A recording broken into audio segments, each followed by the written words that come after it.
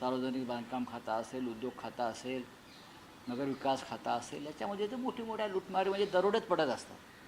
पण निदान आदिवासींना तरी सोडा, एवढंच माझं म्हणणं आहे. शिक्षण खातं, आदिवासी खातं, तिथं संवेदनशील व्यक्तिमत्व असावं.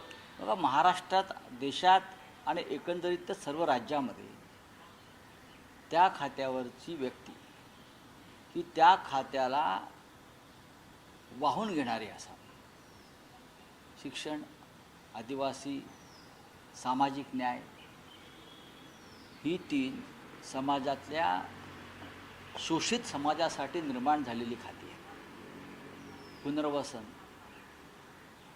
पण तिथे सर्वाधिक भ्रष्टाचार जर सुरू असेल तर गोरगरिबाने पाहायचं कोणाकडे? पैसे खाण्यासाठी 4 खाते आहेत ना तुमच्याकडे, आहेत, पण ही तरी सोडा.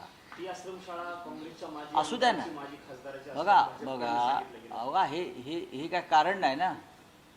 ती काँग्रेसची आहे, राष्ट्रवादीची आहे, भारतीय जनता पक्षाची आहे की कम्युनिस्टांची आहे, हे का उत्तर झालं का सरकारचं किंवा त्यांच्या पक्षाचं? वरती काही निरीक्षक आहेत की नाही हे सगळं पाहणारे? काँग्रेसचे असले म्हणून काय झालं, किंवा तुमच्या पक्षाचे असले म्हणून काय झालं? हाच नालायकपणा आहे राज्यकर्त्यांचा. ते काँग्रेसचं आहे, हे आमचं आहे, हे तुमचं आहे. हां, ते लेबल लावून कुठेतरी त्याचा इश्यू डायव्हर्ट केला. नक्कीच.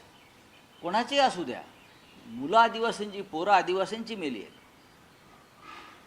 1500 आदिवासींची पोरं आणि आदिवासी खाण मालकांच्या, खाण उद्योजकांच्या ट्रकखाली चिरडली आहे. ते फडणवीसांना माहीत नाही का?